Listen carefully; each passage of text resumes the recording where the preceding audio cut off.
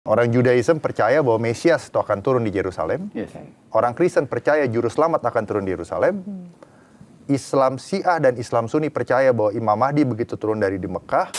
Imam ke-12 atau Imam Mahdi yang hidup yang hilang di abad 9 ini sekarang diumpetin ya.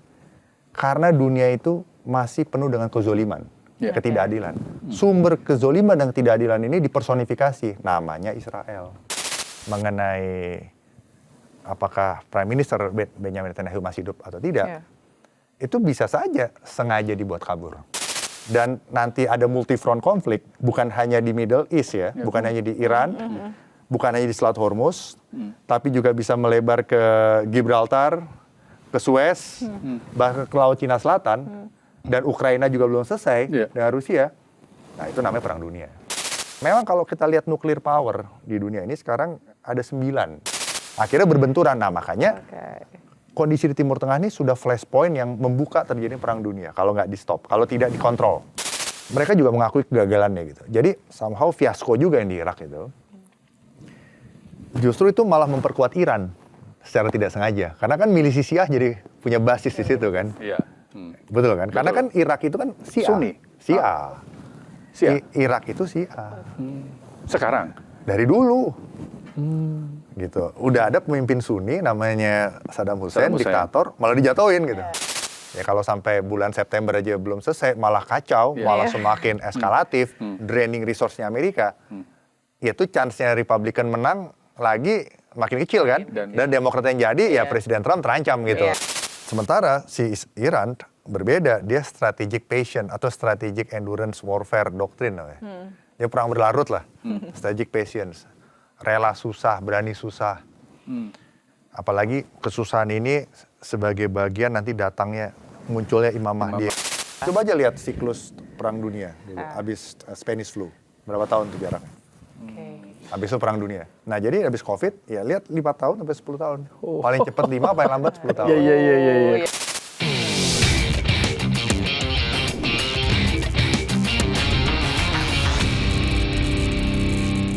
Halo Sobat iNews, balik lagi di Bikin Terang. Kali ini masih bersama saya Fazilah Kenisa dan... Saya Rizky Hasan. Oke, Mas Rizky, kali ini kita mau bahas soal yang masih terus terjadi. Nggak tahu kapan berakhirnya, gitu ya. Soal perang ya. Yes. Amerika, Israel melawan Iran. Oke. Dan sudah hadir bersama kami di sini ada Mas Wibawanto Nugroho Widodo, pakar geopolitik dan keamanan nasional. Thank you Mas Wibawa sudah hadir. Yes. Oke, pertanyaan pertama mau dari Zila atau dari saya? Boleh, silakan. Oke. Pertama langsung gini aja deh, yang lagi rame. Kalau menurut Mas Wib, Netanyahu udah mati belum Mas? Oke. Jadi gini dulu ya, sebelum saya jawab pertanyaan-pertanyaan yang sangat taktis seperti itu, saya berangkat dari satu definisi yang benar dulu. Jadi yang kita bahas ini sekarang adalah Timur Tengah. Timur Tengah sebagai regional security complex.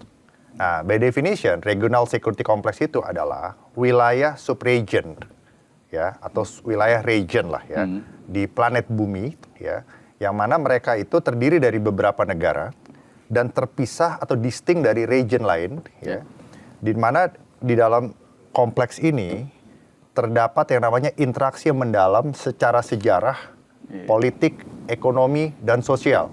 Sehingga apa yang terjadi di satu negara di dalam region itu akan berpengaruh kepada negara lain.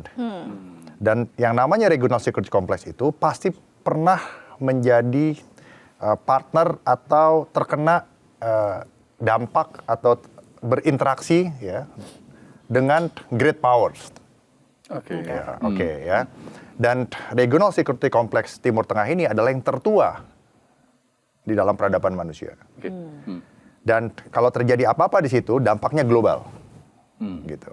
Jadi Timur Tengah ini mempunyai nilai historis yang begitu besar, nilai existing yang begitu besar, dan meaning yang futuristik. Ya. Meaning yang futuristik. Ya. Oke. Orang Judaism percaya bahwa Mesias itu akan turun di Yerusalem. Orang Kristen percaya Juru Selamat akan turun di Yerusalem. Islam Syiah dan Islam Sunni percaya bahwa Imam Mahdi begitu turun dari di Mekah akan berurusan dengan Isa Al-Masih di Yerusalem. Gitu. Jadi Yerusalem itu merupakan meaning yang futuristik bagi agama Ibrahimik. Gitu.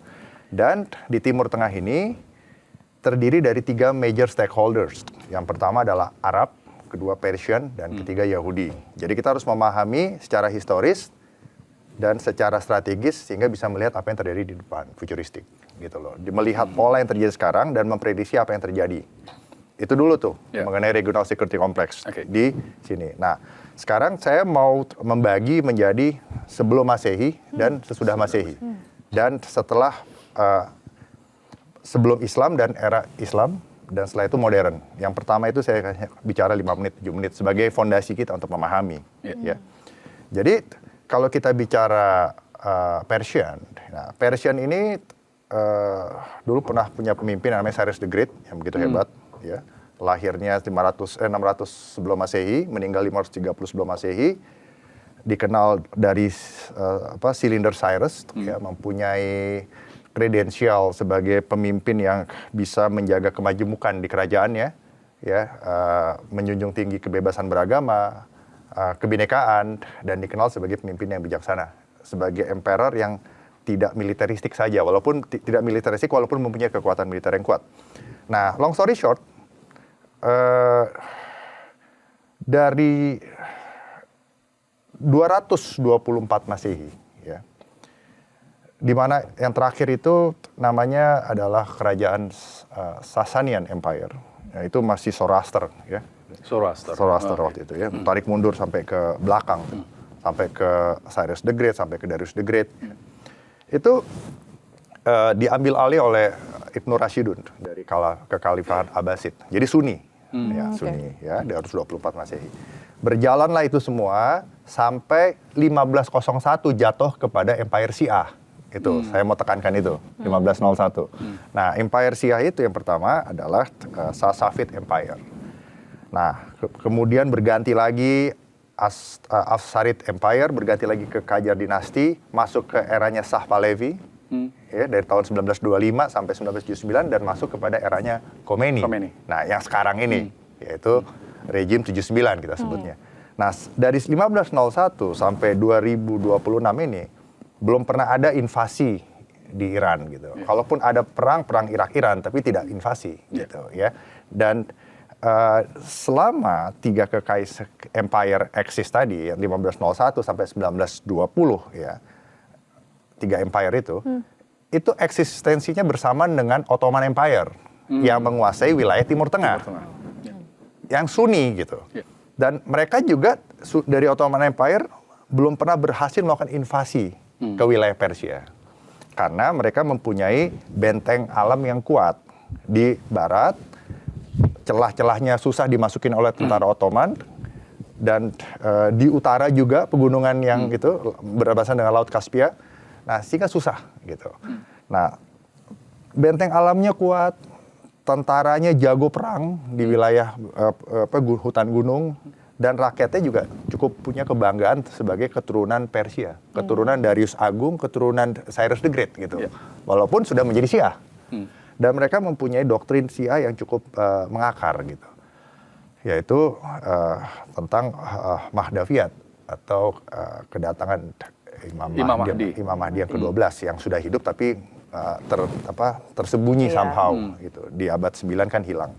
Nah, tapi tidak sekuat rezim 79, nanti lebih mengintegrasikannya ke dalam ideologi negara. Nah, jadi tidak pernah bisa diinvasi, Mas, gitu. Kalaupun ada interaksi konflik dengan Ottoman Empire, itu hanya di wilayah Mosul, Basra, Baghdad yang sekarang. Iya, di Irak. Karena itu mayoritas Syiah.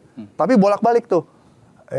Ottoman Empire berkuasa sebentar, nanti diambil lagi oleh sana. Nah, itu aja. Nah, itu poinnya.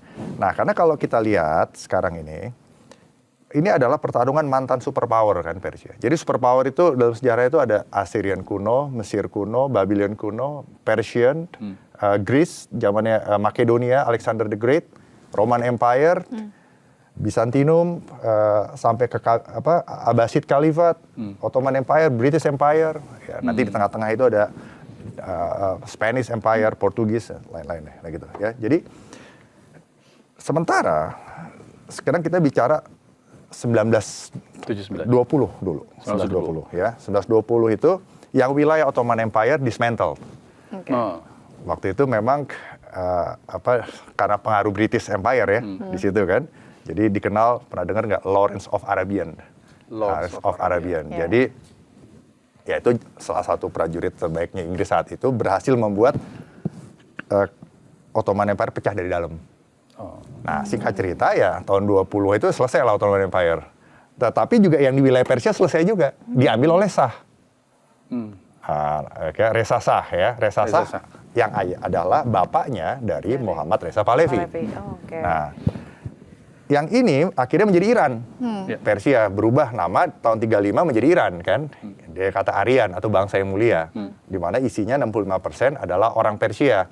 Yang kedua orang etnis Azerbaijan, yang ketiga Kurdi.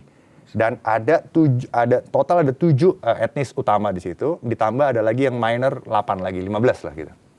Nah, sementara wilayah Ottoman Empire di tahun 20 dengan adanya British Mandat waktu itu harus dipecah-pecah, kembalikan kepada orang-orang Arab di situ.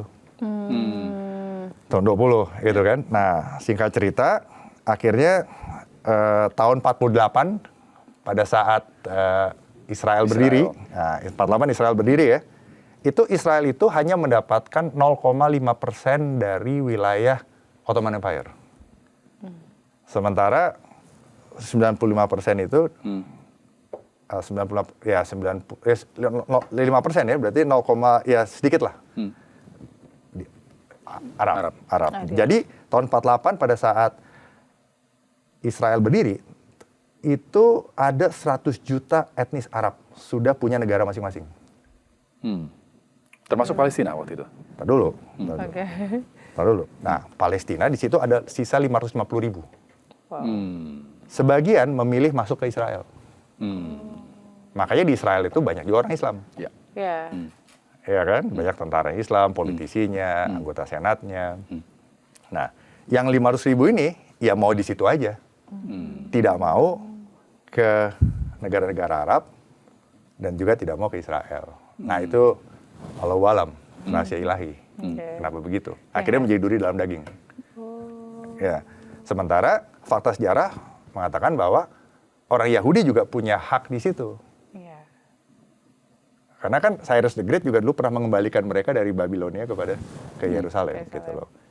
Jadi ini bicara mengenai masa modern gitu loh. Jadi kita bicara bagaimana 3 major stakeholders di Timur Tengah, Persian, Arab dan Yahudi bisa hidup bersamaan tanpa saling menyerang. Itu poinnya. Gitu. Kalau dari saya orang Indonesia melihatnya begitu gitu. Ya. Walaupun PhD saya di bidang Middle East, politics, tentang perang segala macam. Saya sendiri juga belum mengenal banyak mengenai Timur Tengah karena saya nggak hidup di Timur Tengah. Jadi kita harus melihatnya sebagai orang Indonesia yang berusaha menjadi juru damai gitu. Jangan ikut membuat menjadi kusut pandangan ini.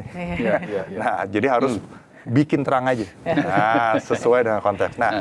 Nah, tahun 48 berdiri Israel ya. Jadi waktu itu mulai tahun 48 ada beberapa perang ya kecil-kecilan. Akhirnya Jordan, akhirnya wilayah British Mandat. Jadi dulu yang Ottoman Empire itu dibagi jadi ada British Mandat, ada French Mandat, gitu. Ada Soviet juga ada beberapa wilayah di situ. Lebanon tuh kalau saya di bawah French Mandat. Jadi yang British Mandat itu Israel tuh hanya dapat 18% gitu. Gitu dari wilayah British Mandat. Nah, singkat cerita, kalau di agregat semuanya paling tidak 95% itu Arab Sunni di situ. Di Timur Tengah negara Ottoman Empire. Ya, jadi Israel itu sangat kecil wilayahnya sebenarnya gitu. Nah, ada orang Palestina sini sekarang sudah 5 juta. Ya. Nah, ini ya itu. Nah, dari tahun 48 ya waktu itu sudah eranya Shah ya. Shah yang anaknya Muhammad Reza Pahlavi. Kan. Sebenarnya dinamika di Timur Tengah itu hanya limited konfliknya di dalam, tidak eskalatori. Jadi mereka lebih kepada bagaimana meresettle garis-garis perbatasan negara gitu. Sejak 48 Jordan mau juga dapat gitu. Terus sampai Israel juga. Karena orang Yahudi kan banyak terbuang tuh mau kembali. Nah, lebih kayak gitu. Lebih jadi limited sebenarnya ya. Karena by prinsip they can negotiate. Karena dari Iran sendiri Muhammad Reza Pahlavi itu sangat moderat. beliau mau menjadi pemimpin yang bisa berbicara dan bekerja sama dengan semua anggota P5. Artinya anggota Dewan Keamanan Nasional, Amerika, Uni Soviet, Blok Barat, Blok Timur lah, ya. Dan dengan pemimpin negara Sunni juga, dan juga dengan Israel. Karena mereka bangga sebagai keturunan Cyrus the Great, Kores Agung yang pernah mengembalikan itu poinnya gitu loh. Kebanggaan keluarga Pahlavi itu di situ. Nah, sementara negara-negara Sunni itu juga walaupun mereka ada struggle untuk batas-batas wilayah, mereka juga cepat menyelesaikannya gitu. Ada perang Six Days War, Yom Kippur, selesai lah. Nah, setelah itu mereka get along lagi, Mesir juga gitu loh. Nah, tapi tahun 79 ya, setelah muncul Ayatollah Khomeini, yang sebenarnya kalau secara objektif kita harus lihat koreksi sejarah juga, bahwa mungkin pemerintahan Shah Pahlavi terlalu korup dulu, terlalu dianggap mengakumulasi power di kerajaan, sehingga timbullah grievances. Jadi ulama-ulama Syiah melawan dan menang. Nah, sejak menang, ya, mempunyai pandangan ideologi yang sangat tegas, yaitu adalah pertama yang dikenal dengan Mahdaviyat. Mahdaviyat itu adalah kepercayaan teologis eskatologi bahwa Imam ke-12 atau Imam Mahdi yang hidup yang hilang di abad 9 ini sekarang diumpetin, ya, karena dunia itu masih penuh dengan kezoliman, ketidakadilan. Sumber kezoliman dan ketidakadilan ini dipersonifikasi, namanya Israel, namanya Amerika atau Great Satan. Jadi zero sum game. Jadi mereka harus punah. Amerika harus keluar dari situ. Karena regional security complex Middle East sudah sangat Western heavy. Menurut Khomeini waktu itu ya. Ada benar ada salahnya gitu. Ya pokoknya pendapat beliau kita hargai. Nah yang kedua, pengaruh Israel yang kuat. Dari teknologi, medicine, dan lain-lain lah. Pintar-pintar mereka gitu loh. Dan kerjasamanya juga sebenarnya cukup baik dengan negara Sunni. Gitulah. Jadi ini ada persaingan di Persianya. Nah, terus sejak tahun 79 itu terjadi yang namanya irregular competition lah antara Amerika dengan Amerika bersama Israel, ya to some extent didukung negara Sunni melawan rezim 79, gitu. Nah, rezim 79 mempertahankan dirinya dengan cara asimetris dan projecting power melalui proxy. Nah, proksinya ada yang di Irak, ada yang di Syria, ada yang di Libanon, ada yang di Gaza, Hamas, ada yang di Yaman, Houthi. Gitu. Nah, jadi melawannya adalah dengan cara proxy. Jadi order yang mau dibangun oleh Amerika, Inggris, Israel, negara-negara Sunni untuk regional security complex Middle East itu oleh rezim 79 dianggap harus dikoreksi gitu. Kita harus melihatnya objektif ya. Jadi cara pandangnya dari sini ngelihatnya ini rezim 79 ini mau mendestabilisasi region terus. Kok nggak mau diajak get along sih? Nggak mau diajak ngomong, nggak mau diajak kerjasama gitu loh. Ini harus kita pahamin gitu loh. Dan mereka mau Israel dihapus dari peta. Kenapa? Karena kalau Israel dihapus dari peta, menurut Khomeini, itu Imam Mahdi itu cepat kelihatan. Jadi harus hilang, baru ini. Ya, jadi kan zero sum game. Nggak bisa win-win kan, gitu. Nah, mereka memainkan peran yang namanya wilayat al-faqih namanya. Artinya ulama itu bukan hanya pemimpin negara. Ulama itu adalah penjaga umat, sementara Imam Mahdi masih ngumpet. Karena Great Satan yang namanya Amerika dan Israel belum punah. Nah, kira-kira begitu.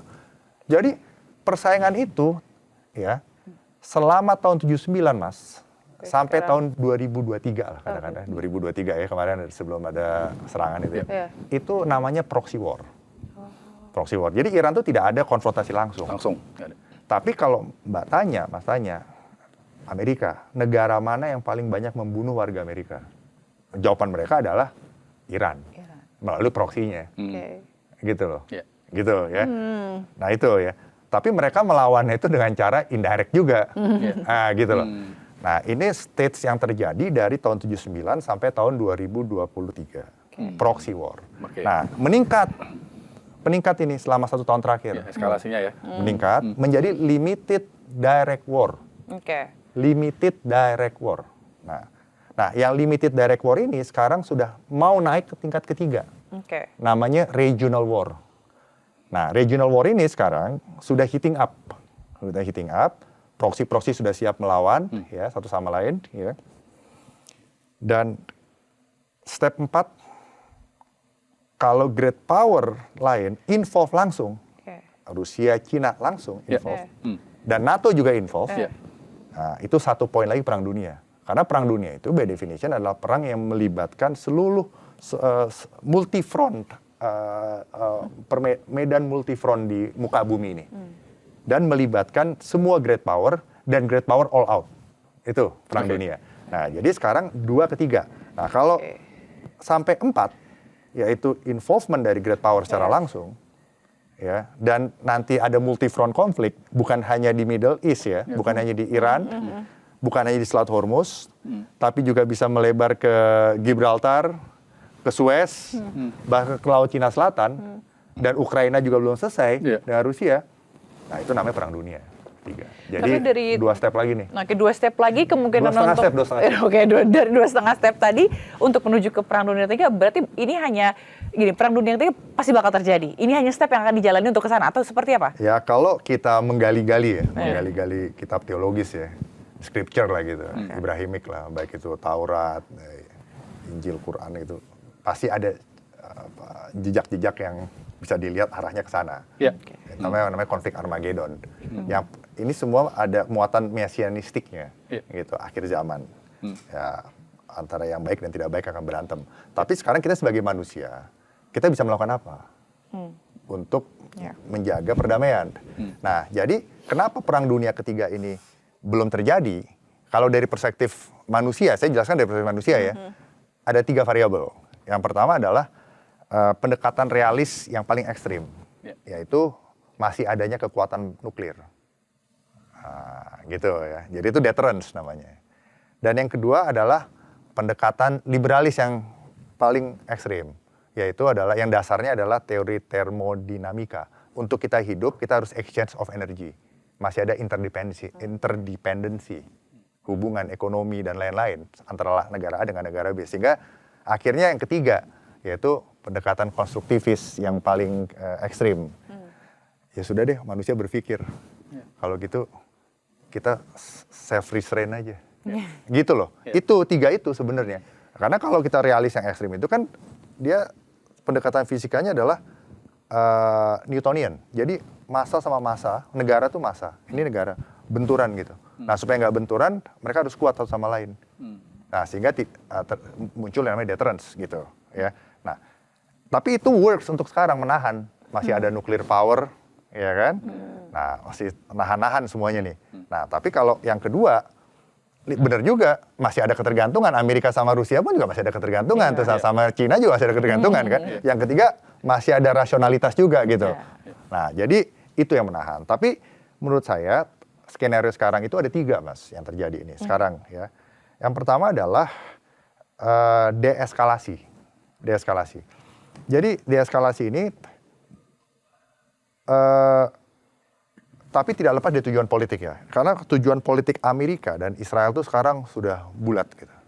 Bahwa rezim sekarang harus dismantle. Dismantle nuklirnya, dismantle militernya, dismantle pandangan geopolitiknya. Nah, sebenarnya sama aja mendismantle rejim ini gitu.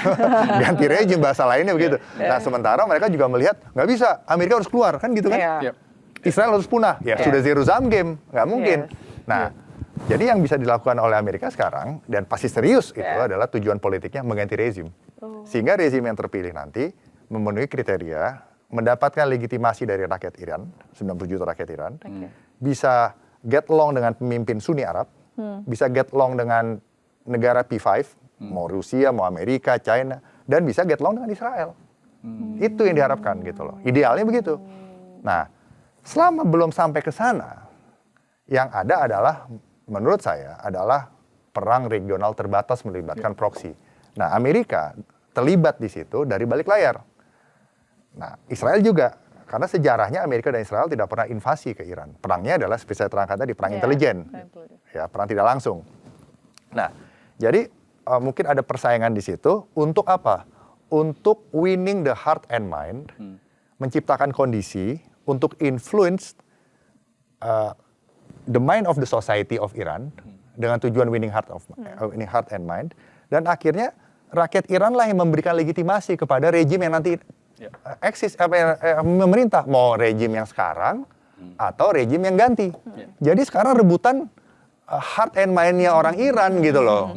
Itu penting gitu, dan orang Iran itu juga orang yang bangga dengan latar belakangnya sebagai keturunan Cyrus the Great. Nah, itu tadi. Jadi ya, itu harus dipahami secara komprehensif ya. Jadi nggak main-main, dan fisiknya juga susah untuk diinvasi. Nah, itu. Jadi sementara rejim sekarang, walaupun udah berdarah-darah, sekarang pemimpinnya sekarang juga udah cedera gitu. Mereka juga punya pandangan yang sama. Kami mau bertahan.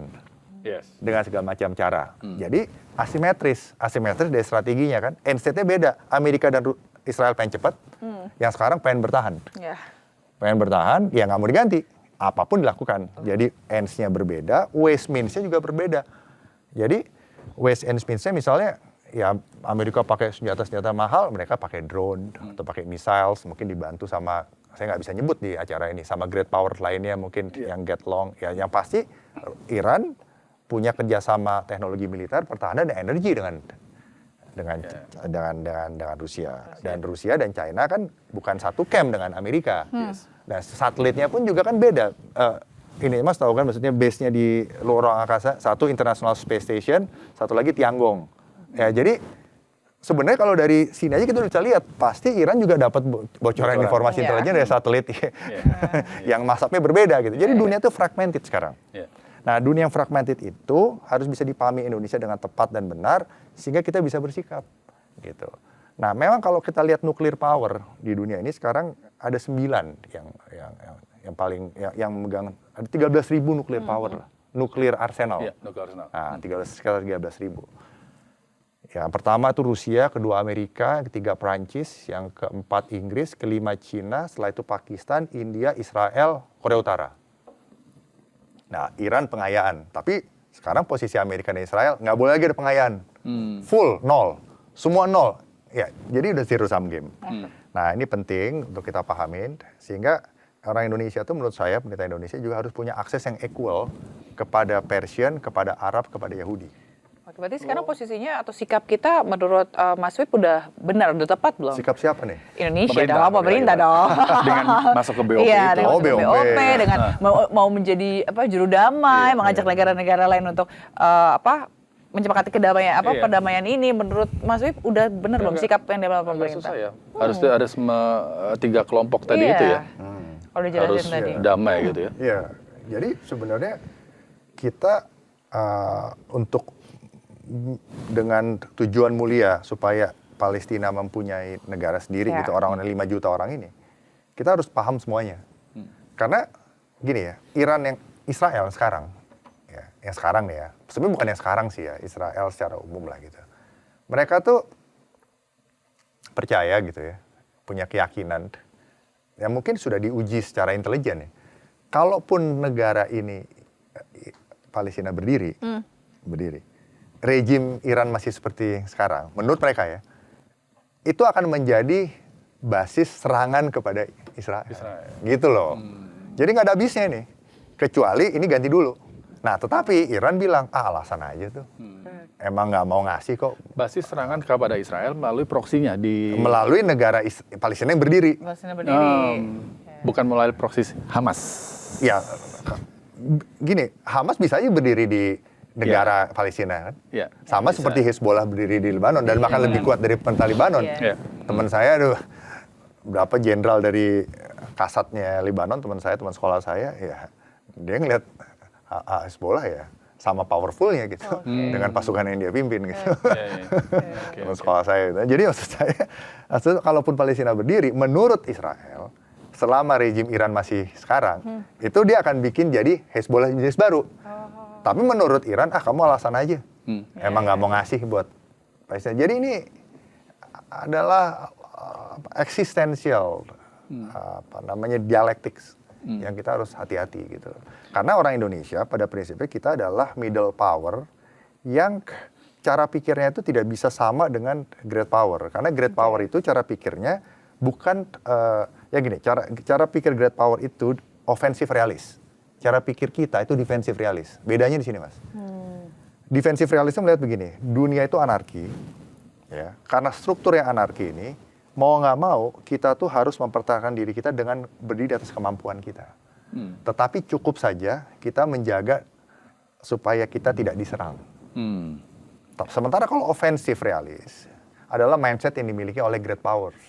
Makanya menurut Thucydides itu adalah namanya Thucydides traps. Ya, jadi great powers itu pada akhirnya mereka akan berbenturan satu sama lain. Karena mereka melihat, Mas great power, saya great power. Mas mulai expand ke sana. Saya terancam, padahal nggak langsung ke saya. Karena mindset saya harus juga ke sana. Arktik misalnya. Oh, udah banyak aktivitas Rusia dan China di balik itu. Nah, Trump mulai ekspansi. Nah, itu cara pikirnya great power. Logiknya beda, strategik logiknya beda dengan middle power. Nggak bisa disamakan. Karena great power atau super power ini, itu adalah power maximizer. Gitu. Nah, semakin besar seseorang, semakin besar negara, semakin to some extent, semakin tidak aman, semakin mereka merasa harus mempertahankan. Gitu. Dan itu terjadi dalam perjalanan sejarah umat manusia.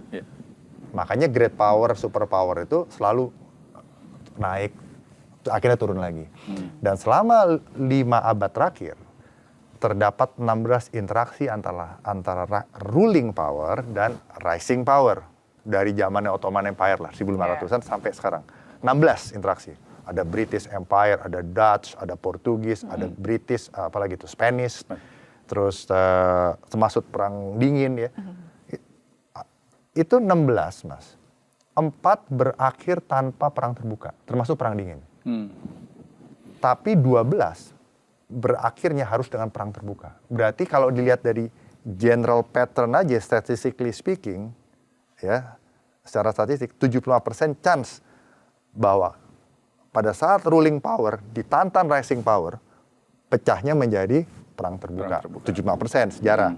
Nah, jadi apa yang terjadi di Timur sekarang, itu nggak lepas dari apa yang terjadi di peta global politik, di mana Amerika di balik Israel dan Sunni gitu, sementara pengaruh China dan Rusia juga terus men-challenge Amerika.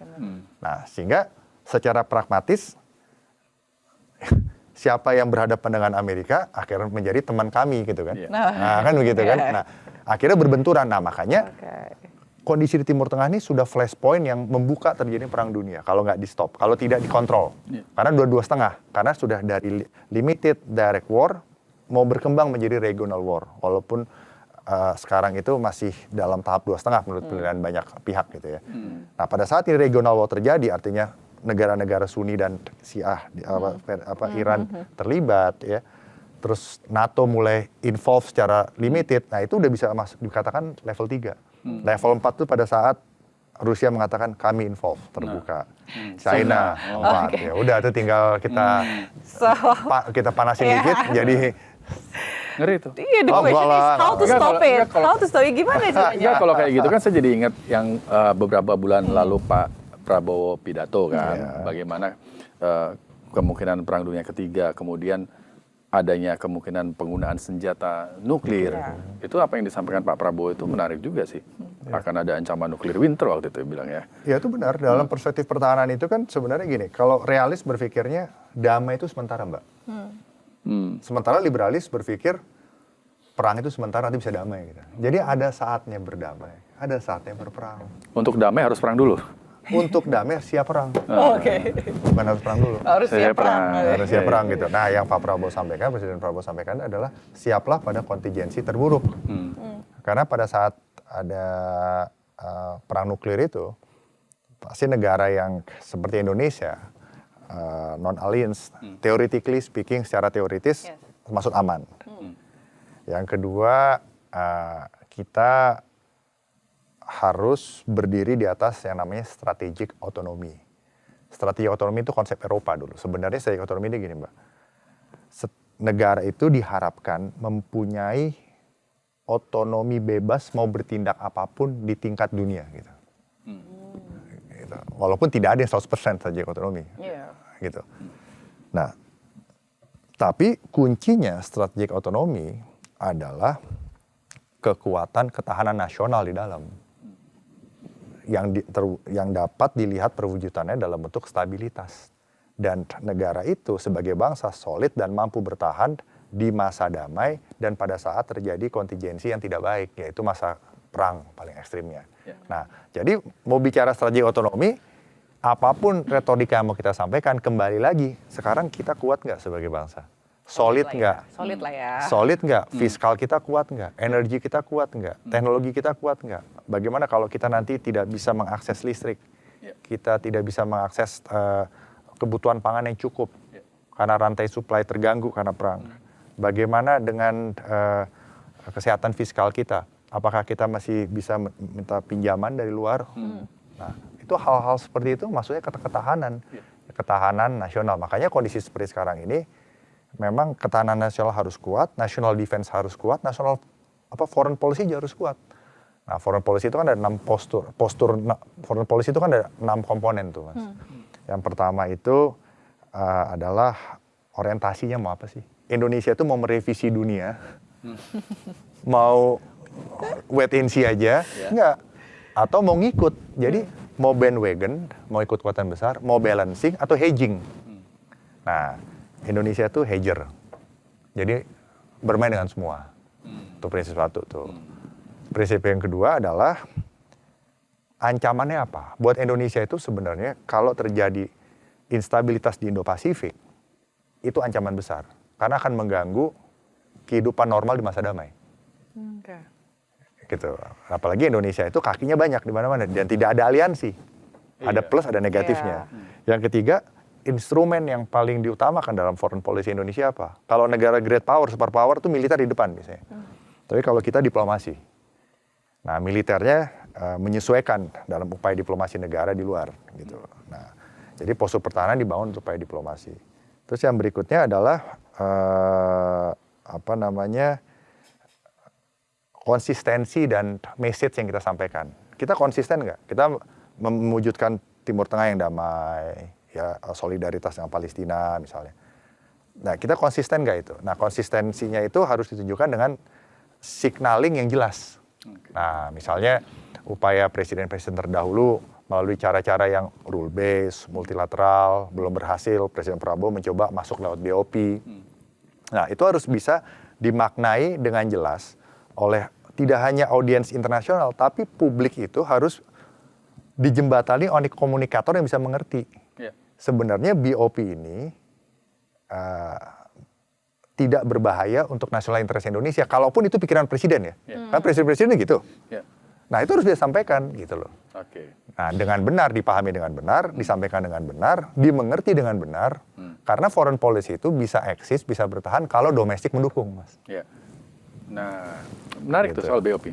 Tadi Mas Wib menyebutkan harus terdeliver komunikasinya dengan benar. Ada jembatan komunikasi yang benar terkait BOP.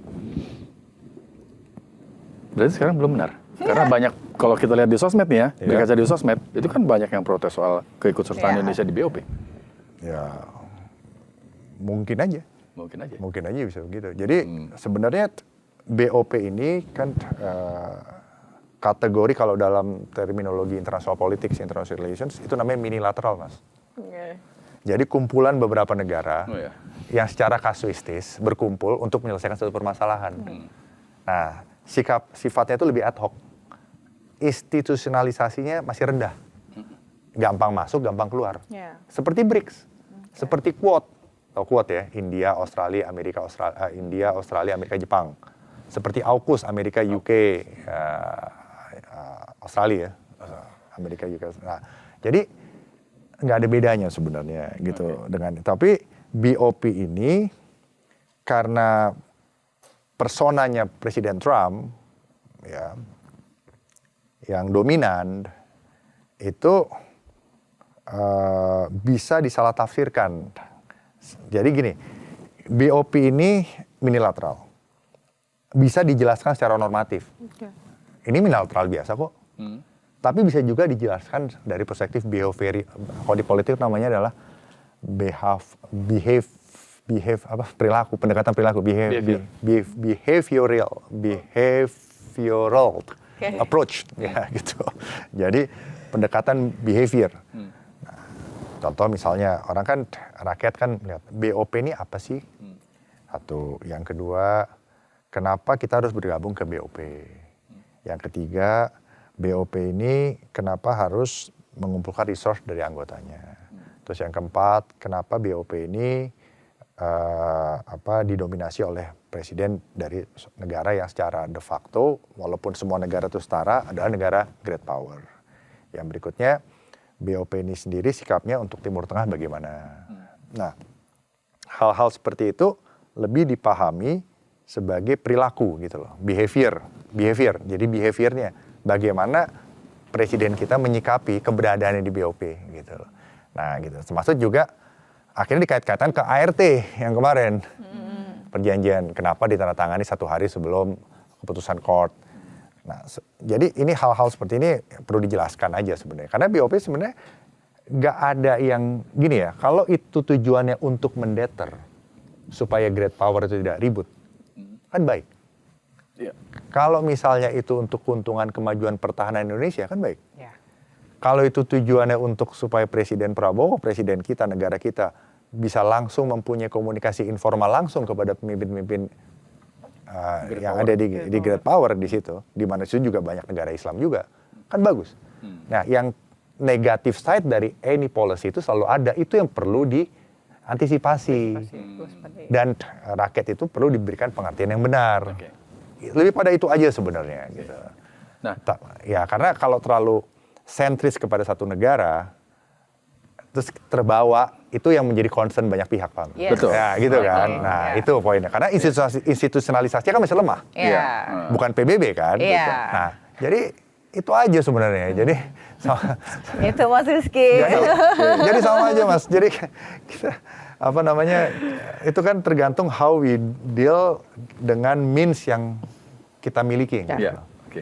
Nah, sekarang kembali lagi ke soal perseteruan ya Amerika dengan Iran gitu. Kalau bicara soal Iran itu kan dengan yang tadi Mas Wib menjelaskan bahwa mereka punya background story sebagai bangsa yang kuat gitu ya. Berarti mereka punya DNA yang kuat juga dalam sebuah pertempuran ya. Iya kan? Gitu. Nah kalau melihat yang sekarang gitu, kemarin ada informasi wow, Amerika siap untuk perang darat gitu. Kalau menurut Mas Wib, apakah ini langkah yang tepat? Nggak, jadi kalau menurut saya, kalau yang namanya gini, setiap deployment dari instrument of national power, baik itu diplomasi, informasi, ekonomi, apalagi militer, dalam bentuk military campaign, itu harus jelas tujuan politiknya. Apalagi ini American. School of Thought-nya Clausewitz, Karl von Clausewitz. Contohnya Jenderal Colin Powell pada saat beliau Chairman Joint Chief of Staff, beliau ditugaskan oleh Presiden George Bush pertama untuk mengusir tentara Irak dari Kuwait. Saat itu dia disuruh ngejar Saddam ke Irak, nggak mau. Karena tujuan politiknya jelas. Hanya mengusir tentara Irak dari Kuwait. Desert Storm dulu. Ya, saya masih kecil dulu. Masih SMP. Gitu. Nah, sekarang juga gitu, tujuan politiknya adalah mengganti rezim, kan tadi saya bilang kan. Sehingga rezim yang terpilih itu, mau itu cucunya Khomeini yang moderat, terserah. Yang jelas adalah rezim yang nggak usah muluk-muluk seperti Cyrus the Great lah. Tapi yang bisa get along dengan semuanya gitu loh. Intinya kan gitu kan. Nah, bagus bisa kembali seperti DNA-nya Cyrus the Great, walaupun tetap Syiah gitu. Nah, jadi itu aja fokusnya. Jadi segala bentuk deployment dari land force saat ini, baik itu US Marine Corps atau US Army, karena land force itu kan Marines dan juga US Army. Itu kaitannya dengan bagaimana rezim bisa diganti.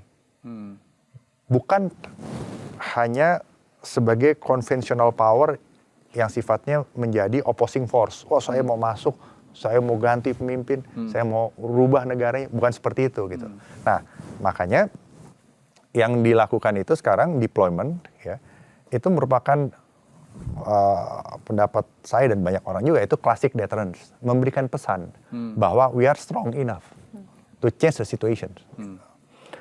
Kita akan perang secara intelijen, perang secara informasi, perang secara ekonomi, ya, dengan energi dan lain-lain, embargo dan lain-lain, dan perang secara diplomasi, ya, bahwa Amerika Israel juga didukung oleh negara Sunni gitu misalnya, dan paling tidak NATO walaupun belum ambil sikap terbuka, tapi pasti di side mereka lah begitu, dan militer siap untuk menghadapi kontingensi jika terjadi yang namanya regional war tadi. Yang sekarang pasti proxy sudah terlibat. Kenapa Marine itu diturunkan? Karena Marine itu kan pasukan pendarat. Pasti mereka akan berhadapan dengan contohnya ya fenomena yang terjadi di Selat Hormuz. Ya kan gitu. Jadi kekuatan proyeksi yang dilakukan. Nah, kalau untuk invasi itu sebenarnya kalau menurut saya itu nggak usah dibesar-besarkan dulu, karena untuk mengganti rezim itu namanya insurgensi, Mas. Oke. Nah, antara teroris dan insurgensi harus tahu bedanya nih. Bedanya. Nah, insurgensi itu adalah upaya sistematis ya, dan ada sayap militernya untuk mengganti rezim atau untuk memisahkan suatu daerah dari satu negara. Oke. Jadi yang dilawan negara. Dalam hal ini pemerintahnya, baik mau mengganti atau mau memisahkan diri. Dan upayanya sistematis, insurgensi. Nah, dalam perspektif doktrin militer Amerika, itu namanya irregular warfare. Jadi Amerika involve untuk menumbangkan rezim dengan melibatkan apa? Ya komponen yang mau rezim itu jatuh. Siapa? Ya rakyat Iran sendiri mau apa enggak? Berarti sekarang yang paling disasar adalah bagaimana merebut hati rakyat Iran. Iya, itu. Nah, makanya kalau yang doktrin kedua, keterlibatan militer Amerika di negara lain itu namanya Foreign Internal Defense, FID. Itu membantu pemerintah melawan pemberontak di dalamnya. Nah, ini kan enggak. Ini yang dilakukan adalah bagaimana supaya rakyat Iran itu punya courage yang cukup untuk mengganti itu. Kalaupun mereka mau. Kalau nggak mau, ya silahkan saja. Gitu loh. Pada akhirnya pilihan di tangan mereka. Gitu. Nah, jadi perang informasi, hoax, segala macam itu adalah bagian dari perang cyber namanya. Itu yang dilakukan Amerika di Irak juga bukan sih? Jadi menyerahkan itu kembali kepada rakyat yang kemudian akhirnya Nah, cuma agak beda waktu Saddam itu. jatuh. Ya, kayak kan? gitu. Tapi sebenarnya apa yang dilakukan Amerika itu sebenarnya ya saya di sekolah militer di sana saya banyak belajar sih. Jadi mereka juga mengakui kegagalannya gitu. Jadi somehow fiasko juga yang di Irak itu. Justru itu malah memperkuat Iran secara tidak sengaja. Karena kan milisi Syiah jadi punya basis di situ kan. Iya. Betul kan? Karena kan Irak itu kan Syiah. Sunni. Syiah. Syiah. Irak itu Syiah. Sekarang? Dari dulu. Gitu. Udah ada pemimpin Sunni namanya Saddam Hussein, diktator, malah dijatuhin gitu. Ya akhirnya warlord-warlordnya Irak ini yang sia-sia menjadi kuat gitu. Makanya tadi saya bilang Baghdad, Mosul, Basra, itu kan daerah peperangan Ottoman Empire melawan tadi tuh. Empire-empirenya Persian waktu itu kan. Safavid, Afsarid, Afsarid Empire, Qajar dinasti. Itu mereka berantem itu di daerah itu aja, 3 itu aja. Pernah Afghanistan dulu mau coba masuk ke Persian, ditendang keluar zaman di tahun antara 1900 sampai 1900 itu. Jadi Irak itu adalah negara Syiah. Gitu, pemimpinnya Sunni. Nah, jadi apa yang terjadi di Irak itu berbeda dengan sekarang. Kalau di Irak itu kan memang pasukan daratnya masuk, menurunkan pemerintahan saat itu dan menyerahkannya kepada rakyat Irak, didukung oleh Amerika untuk membentuk pemerintahan sendiri. Setelah itu Saddamnya ditangkap, diadilin gitu, karena melakukan kejahatan perang dan termasuk pada Amerika. Nah, ternyata itu juga berakhir tidak seperti yang diharapkan juga gitu. Karena perang itu akan ketahuan long term sih impact-nya gitu. Tapi tidak se-clear cut era perang dunia. Kalau perang dunia kan perang di Eropa selesai, Marshall Plan, bangun Eropa, selesai gitu kan. Eisenhower jadi presiden, ya kan selesai gitu loh. Kalau ini Afghanistan dan Irak ini masih meninggalkan tanda tanya. Karena itu tadi regional security complex Timur Tengah beda. Jadi Amerika pasti belajar dari Iran. Apalagi Iran nggak pernah diinvasi selama 525 tahun.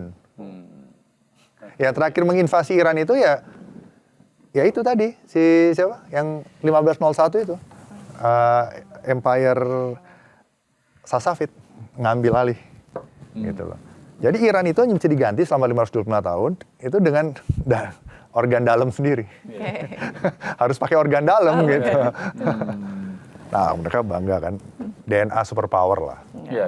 Oke. Version gitu. Jadi pasukan darat itu lebih kepada tadi memperebutkan dukungan rakyat.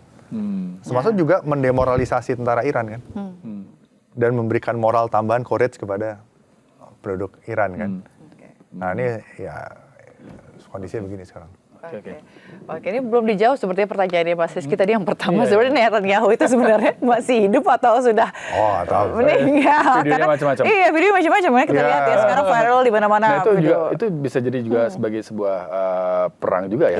Bagaimana AI kemudian itu jadi alat gitu. Iya, jadi cyber itu Mas. Jadi ada prediksi tahun 2020 dibuat oleh Rand Corporation bahwa peperangan ke depan itu akan cyber heavy. Cyber heavy. Manfaatkan sebenarnya 8 jenis teknologi yang merubah karakter peperangan. Sebenarnya semua sekarang digunakan nih dalam konflik saat ini. Pertama tuh ya, advanced computing, artificial intelligence, atau machine learning, atau autonomous system. Terus big data analytics, biotechnology, directed energy, laser bisa jadi nembak, hypersonic, yang cepat sudah. Ya. Dan juga terakhir robotik. Dan terakhir adalah robotics. Semua dipakai nih, drone semua dipakai kan, dan itu basisnya cyber. Nah, jadi Rand Corporation waktu itu memprediksi bahwa perang cyber itu akhirnya terbagi menjadi 2 kategori. Perang yang sifatnya teknikal dan yang sosial. Yang teknikal itu dia akan menyerang lapisan pertama ruang cyber. Lapisan pertama ruang cyber itu kan semua bentuk infrastruktur. Dari infrastruktur bawah tanah, di atas tanah, ya, tower sampai satelit, ya, laptop, gadget semuanya, ya, melalui serangan di lapis kedua, software. Nah, makanya dulu nuklir Iran pengayaannya pernah dilumpuhkan oleh Stuxnet tahun 2011 nggak salah ya, lumpuh hanya dengan serangan cyber kan. Nah itu namanya serangan teknikal. Jadi yang dilumpuhkan adalah hardware kita gitu. Nah, termasuk pencurian data, pencurian informasi. Semua rahasia-rahasia misalnya kemarin, saya udah tahu tuh pilot-pilot yang nembak siapa aja. Nah, itu sebenarnya serangan teknikal. Nah, tetapi ada yang namanya serangan sosial. Nah, serangan sosial itu yang diserang adalah lapisan ketiga. Lapisan ketiga ruang cyber itu manusia. Manusia yang meng-create informasi, menyimpan informasi di ruang cyber, dan menggunakan informasi di ruang cyber itu untuk mengambil keputusan. Nah, itulah yang dipengaruhi gitu loh. Gitu kan, perang cyber. Jadi seperti yang Mas tadi bilang mengenai apakah Prime Minister Benjamin Netanyahu masih hidup atau tidak, itu bisa saja sengaja dibuat kabur untuk mengimbangi posisi pemimpin Iran yang juga in the mystery. Yang kedua, bisa juga sengaja dibuat ini pakai AI, AI-nya palsu loh, silahkan baca sendiri. Akhirnya, belum mati, akhirnya dibikin equation. Nah, karena di dalam kebingungan itu yang disebut oleh Clausewitz sebagai fog of war. Nah, di dalam fog of war itu, kekabutan perang itu, terdapat ruang-ruang manuver yang tidak terduga. Nah, ini dalam nih. Jadi jangan bangga dulu kalau tahu, itu palsu. Mungkin aja sengaja. Karena kalau lihat di editannya memang benar-benar kelihatan banget itu palsu. Jadi serangan itu ada yang teknikal dan yang sosial. Karena yang dirubah itu kan kognisi. Emosi, sikap tindak, opini, motivasi manusia. Karena akhirnya manusia yang nentuin kan. Akhirnya bisa aja sebenarnya intinya sebenarnya apa sih? Amerika, Israel mau rezim ganti. Rezim mau bertahan. Cuman itu aja sebenarnya. Bukan mau menginvasi, menguasai wilayah. Karena menguasai wilayah juga percuma kalau tidak menguasai kognitif dari 90 juta Iran kan. Oke lah mereka mau rejim diganti. Tapi kalau 90 juta bikin 90 faksi, satu faksi 9 juta berarti. Pusing nggak? Pusing nggak mau nengahinnya? kan nggak segampang itu kan. Rumit ternyata. Jadi yang paling penting sekarang adalah bagaimana menguasai pemikiran rakyat Iran. Iya, gitu. Mengambil hatinya. Itu sudah mulai terjadi ya sekarang. Iya. Dari yang demo-demo sebelumnya itu ya. Sebenarnya dari dulu kayak gitu Mas. Dari tahun 79 sampai tahun 2023 sampai 2025 lah. Udah kayak seperti itu gitu loh. Kayak film itu ya. Apa ya dulu? Argo ya. Argo. Argo. Ya, Argo. Nah, tapi memang jadi agak unik ya, karena Persia sama Arab berbeda. Terus Syiah dan Sunninya juga membedakan. Iya. Terus orientasi geopolitik Ayatollah Khomeini juga berbeda. Jadi makin ada pembedaan gitu. Tapi kita harus melihatnya optimis gitu. Bahwa apa yang bisa kita lakukan untuk bisa membawa perdamaian di situ. Dan kalau saya bisa saran ke Presiden Republik Indonesia sekarang, kita harus punya akses yang equal kepada Yahudi, kepada Arab, kepada Persian. Dan kita harus memahami betul regional security kompleks Timur Tengah dari seluruh aspek. Dan kita bisa menempatkan posisi kita untuk bagaimana negara-negara yang ada di situ dan bisa bekerja sama baik, di mana caranya adalah pemerintah yang ada di situ bisa get along. Dalam hal ini bagaimana pimpinan di Iran itu bisa get along dengan pemimpinan di negara Sunni, bisa get along dengan pemimpin di P5, dan bisa get along dengan pemimpin Yahudi, negara Israel gitu. Nah, itu sebagai syarat utama posisi Indonesia untuk bisa ikut mendamaikan isu Palestina yang dulu tahun 48 500.000 yang tidak terserap ke negara Arab, padahal mereka ras Arab gitu loh. Sekarang udah 5 juta, 5,5 juta beberapa gitu. Nah, ini duri dalam daging, rahasia Tuhan. Ya mungkin juga ini hanya Tuhan yang bisa mendamaikan at the end of the day gitu loh. Nah, jadi itu. Jadi saya tidak bicara mengkritik BOP atau saya hanya bicara BOP itu bilateral, tinggal tergantung kita menggunakannya seperti apa.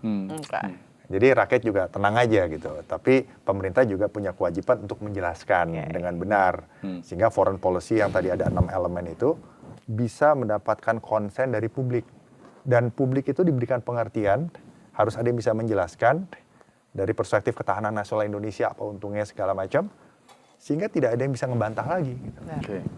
Ini berarti kalau Amerika belum bisa merebut hati rakyat Iran sampai sekarang gitu ya, ini kemungkinan akan lama juga dong kayak gini. Enggak, tapi enggak juga sih Mas. Kalau chance-nya itu, ya ini ada beberapa skenario ya. Kalau menurut saya tuh perang ini akan deeskalasi setelah Lebaran atau setelah Pasca Yahudi. Pasca Yahudi. Akhir bulan. Akhir bulan. Sayang juga ya pasti bulan Ramadan perang ya. Jadi ya artinya mungkin ini jalannya ya walau alam.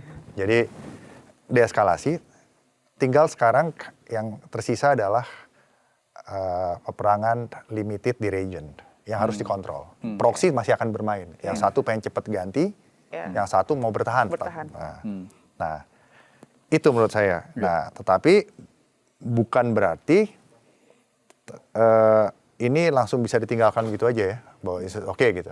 Nah, karena proxy war itu bisa semakin parah juga. Gitu. Saya baca di... Tapi Amerika step back, karena kenapa? Karena Mas harus tahu, di Amerika itu bulan November ada mid election. Iya, mid election.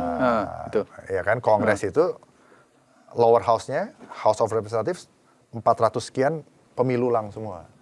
Kalau Senatnya, upper house, sepertiganya tiap 2 tahun. Nah, sekarang kan upper dan lower dikuasai Republikan kan. Ya kalau sampai bulan September aja belum selesai, malah kacau, malah semakin eskalatif, draining resource-nya Amerika. Itu chance-nya Republikan menang lagi makin kecil kan. Dan Demokrat yang jadi, ya Presiden Trump terancam gitu. Bisa di-impeach. Mid election itu kalau kata narasumber kita kemarinnya sangat sensitif dengan inflasi ya. Apalagi kalau kemarin saya baca 2 minggu perang di Iran, Amerika mengeluarkan dana sekitar 203 triliun. Oh iya, kalau itu, kalau war itu udah pasti itu ya war itu ya. War itu harus menggunakan cadangan devisa. Yang kedua pengorbanan rakyat dulu zaman perang dunia. Rakyat Amerika kasih emasnya, ayo dukung perang. Atau nggak cetak uang. Nah, bagi perang itu nggak bisa bertahan kalau nggak didukung oleh domestik, Mas. Foreign policy manapun gitu. Makanya dulu kan di Vietnam War mundur karena rakyatnya nggak mendukung. Ya gitu loh. Ya Irak, Afghanistan juga begitu. Jadi makanya American way of war itu adalah shock and awe sebenarnya. Cepat, mematikan, selesai, abis itu kita bikin equilibrium baru. Nah, sementara si Iran berbeda, dia strategic patience atau strategic endurance warfare doctrine namanya. Dia perang berlarut lah, strategic patience. rela susah, berani susah. Apalagi kesusahan ini sebagai bagian nanti datangnya munculnya Imam Mahdi, imam yang ke-12. Jadi ini adalah perjuangan teologis. Gitu. Nah, rakyat Iran sendiri saya yakin nggak suka kalau dipaksa untuk menerima pimpinan dari luar diinstal. Dia kan lawan juga gitu. Bacaan saya ya. Dan bacaan banyak pihak gitu loh. Karena banyak etnis, ada 15 etnis, Mas. Gitu. 50% Persian memang. Si Azerbaijan, Kurdis dan lain-lain. Jadi bagaimana mau menyatukan 90 juta itu? Boleh lah suka ganti gitu. Tapi kalau nggak bisa ada satu voice, 9 faksi aja. Bingung. Dan satu faksi 9 juta. Dan menariknya tuh kalau kita baca di sosial media juga ya, apa konflik yang terjadi sekarang, mereka mulai mengait-ngaitkan dengan, wah udah akhir zaman ini. Oh ya memang. Kalau Udah akhir zaman gitu kan. Apalagi yang disampaikan Mas Wib tadi, menunggu Imam Mahdi. Imam Mahdi benar, dengan teori Imam Mahdi itu. Ya semua akan ngitung gitu, Mas. Jadi kalau dari Yahudi juga di kitab mereka di Ezekiel 38 dan 39, silahkan dibaca aja. Itu sudah dinubuatkan bahwa nanti akan ada pasukan dari utara. Pasukan dari utara itu kemungkinan dari Rusia, kemungkinan ya, Gog Magog gitu. Bersama dengan Persian akan menyerang Yerusalem, merebut perang di Yerusalem.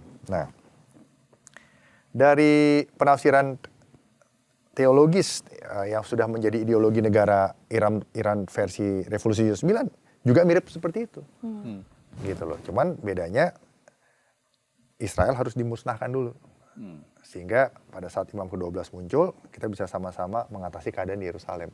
Jadi arahnya tuh ada drive mesianistik yang harus dipahami. Indonesia harus paham ini, nggak bisa mau ikut campur. Siapapun negara pun nggak bisa, siapapun nggak hanya Indonesia, nggak bisa mau ikut campur tanpa ngerti, itu nggak bisa. Jadi harus mengerti Judaism, mengerti Christianity, mengerti Islam, teologi Syiah, teologi Sunni, mengerti filsafatnya orang Persian, harus mengerti itu sehingga bisa menengahi kalau benar-benar mau menjadi juru damai. Dan mulia saja kalau Pak Prabowo mau jadi juru damai sih sebenarnya. Cuman juru damai itu tidak gampang, butuh proses, butuh stabilitas nasional, ketahanan nasional, public support sendiri dari dalam negeri. Ya iya kan, harus dapat support dari public support, trust kan.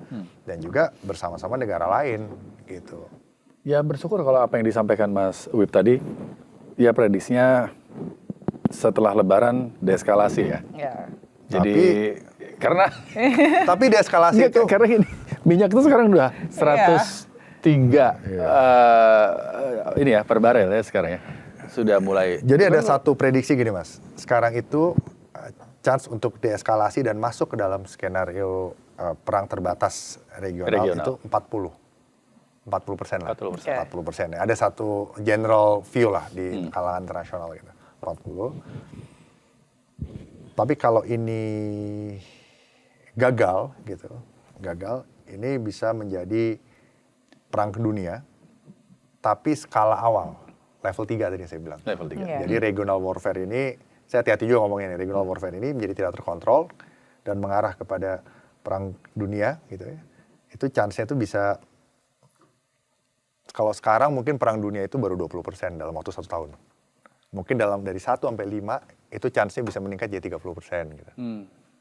Nah gitu. Jadi kalau nggak selesai regional warfare ini, regional war ini being uncontrolled selama dan 1 tahun ini selama lebih dari 1 tahun ya sudah, itu arahnya sudah jelas. Bahwa chance untuk perang dunia makin besar. Jadi Mas harus melihatnya tuh bukan hanya habis Lebaran terang-terang aja nggak gitu. 1 sampai 5 sampai 10. Oh jadi dia Iya 1 sampai 5 10. Coba aja lihat siklus perang dunia dulu habis Spanish flu berapa tahun tuh jaraknya. Habis itu perang dunia. Nah jadi habis COVID, ya lihat 5 tahun sampai 10 tahun. Paling cepat 5, paling lambat 10 tahun. Iya, COVID lagi ya. Jadi 2025 sekarang 2036 paling lama. Kalau satu prediksi ini,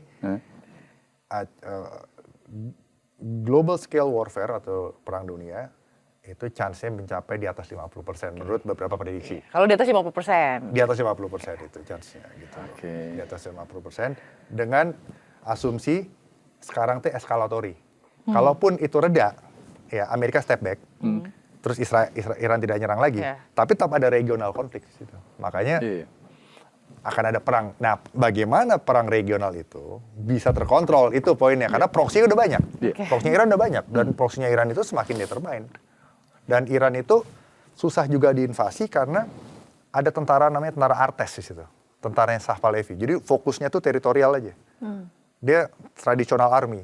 Dia siap untuk melawan pada saat ada perang berlarut. Jadi Revolutionary Guard-nya itu bisa fokus keluar. Gitu. Persenjataan canggih, baik itu perang laut, perang udara, perang cyber, perang darat, missiles, perang intelijen lewat Quds Force, lawannya Mossad di luar negeri itu.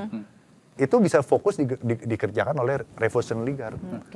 Nah itu yang bisa terjadi 5-10 tahun ke depan kalau nggak hati-hati. Ya, semoga lah nggak nyampe 50% ya. Semoga tetap dengan keadaan yang damai-damai ini. Paling nggak tenangnya Amerika step back dulu lah. Amerika step back.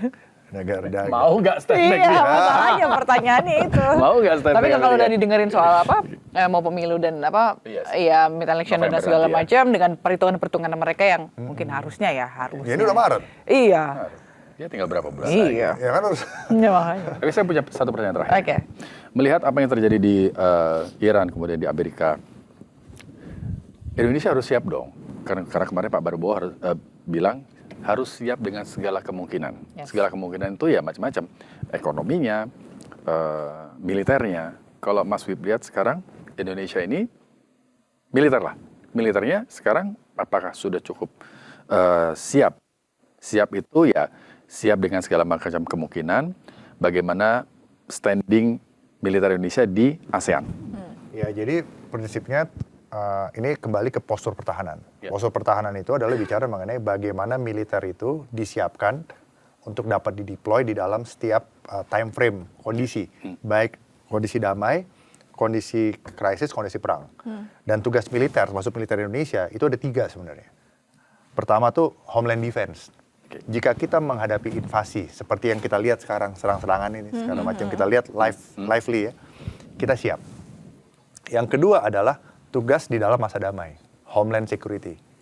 Nah, di mana sekarang tugas militer di era Pak Prabowo lebih banyak nih membantu instrumen sipil. Urus tambang, urus apa. Ya. Karena sekuritisasi yang dilakukan oleh Presiden Prabowo. Presiden Prabowo mengatakan, ini perlu bantuan militer, ini perlu bantuan militer. Itu namanya sekuritisasi. Oh, termasuk ketahanan pangan ya? Iya. Ketahanan pangan, itu butuh Iya. bantuan militer. Iya. Nah, jadi pastikan bahwa militer itu bisa siap di dalam, kalau ada serangan fisik, serangan militer seperti yang terjadi, dan juga pada saat melakukan tugas Homeland Security ini, efektif dan tidak drain resource-nya. Tidak teralih kemampuannya. Yang ketiga, tugas luar negeri.